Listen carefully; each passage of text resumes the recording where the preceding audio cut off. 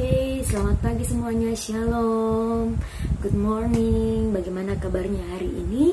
Pasti semuanya tetap sehat, tetap semangat ya. Belajar di rumah, tetap sabar sampai nanti kita masuk kembali ya. Oke, nah sekarang hari ini bersama dengan Miss Mia, kita mau belajar agama sama-sama, dengar cerita firman Tuhan. Tetap semangat ya. Oke, yuk sebelum kita dengar firman Tuhan, kita mau berdoa dulu.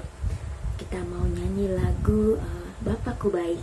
Oke, 1, 2, 3. Bapakku baik, kau sungguh baik, setiap hari engkau baik. Terima kasih Bapakku. Sekali lagi, Bapakku baik, kau sungguh baik, setiap hari engkau baik. Terima kasih Bapakku. Kita berdoa. Tuhan Yesus yang baik, terima kasih buat pagi ini. Kami bersyukur karena Tuhan Yesus selalu menjaga kami. Saat ini kami mau belajar agama, kami mau dengar firman-Mu, dengar cerita firman-Mu Bapa. Tolong kami, berikan kami telinga yang baik supaya kami bisa mendengar dengan baik. Dari kecil kami bisa belajar dan mendengarkan akan firman-Mu. Berkati kami semua di dalam nama Tuhan Yesus. Amin.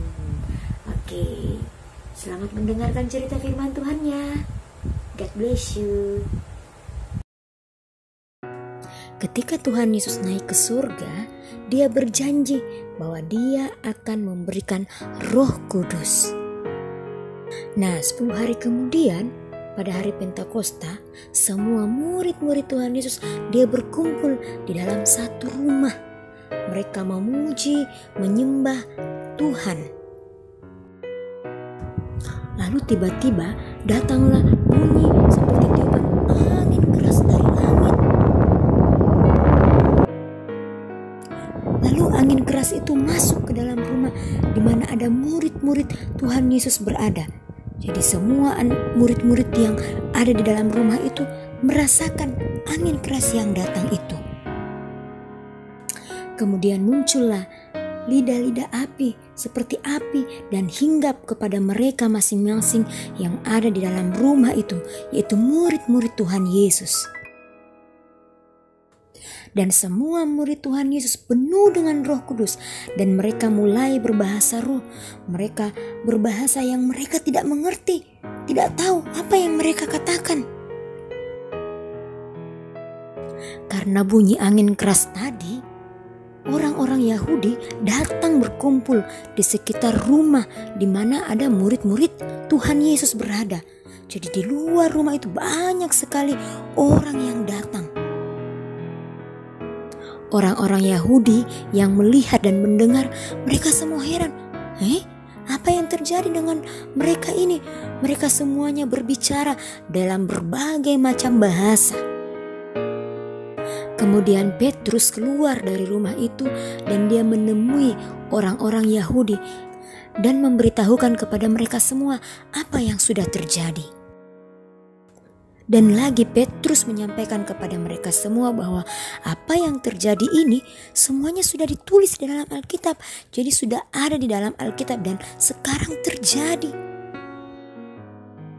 Petrus berkata kepada semua orang yang ada di situ bahwa Yesus mati, Yesus disalibkan itu untuk menebus dosa-dosa manusia, menebus dosa kita semua.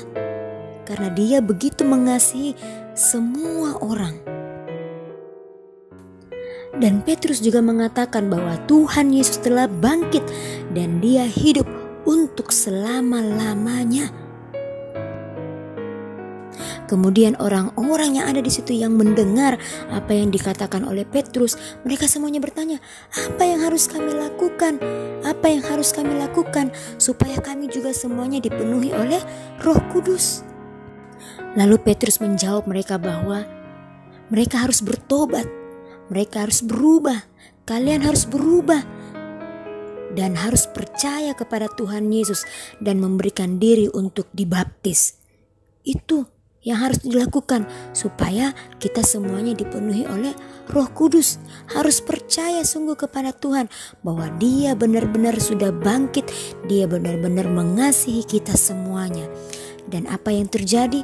Orang-orang yang ada di situ yang mendengarkan semuanya menjadi percaya kepada Tuhan Yesus, sehingga Roh Kudus turun atas setiap mereka dan Tuhan Yesus selalu menjaga dan melindungi, menyertai setiap kehidupan mereka. Semua orang bersuka cita karena mereka percaya kepada Yesus, dan Yesus sangat mengasihi semua orang. Miss, mama, papa, anak-anak, semua dikasihi oleh Tuhan Yesus. Kita baca ayat firman Tuhannya dulu ya. Oke, ikuti Miss Nia.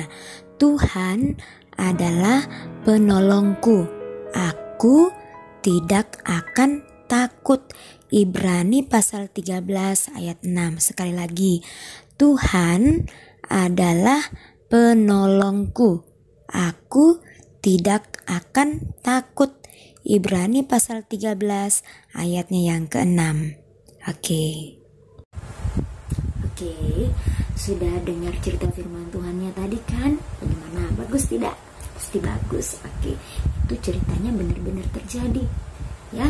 Oke, nah aktivitasnya, ini aktivitasnya ya. Lingkari gambar gereja yang sama. Jadi anak-anak nanti melingkari mana gambar gerejanya yang sama ya. Oke, sebelum kita berdoa, kita mau nyanyi satu lagu. Senin, Selasa, Rabu, Kamis, Jumat, Sabtu, Minggu, setiap hari Tuhan Yesus selalu jaga kita semua. Yuk kita nyanyi 1, 2, 3. Senin, Selasa, Engkau tetap Raja. Rabu, Kamis, Engkau yang termanis. Jumat, Sabtu, ku tetap milikmu. Minggu, aku terus memujimu. Setiap nafasku Engkaulah Yesusku. Setiap degup jantungku Yesus segalanya. Setiap nafasku Engkaulah Yesusku. Setiap degup jantungku Yesus segalanya. Oke, good job. Oke, semua lipat tangannya, fold your hand, close your eyes. We want to pray together. Kita mau berdoa bersama-sama ya. Kita bersyukur bisa sama-sama dengar firman Tuhan, bisa memuji Tuhan. Oke, kita berdoa ya. Ikuti Miss Nia berdoa. Tuhan Yesus, terima kasih buat hari ini kami sudah mendengarkan firman-Mu. Tolong kami semua, walaupun di rumah, ajar kami untuk tetap percaya kepada Tuhan, untuk tetap taat kepada Tuhan. Tolong kami di rumah, berikan kami kesehatan, kekuatan dari Tuhan.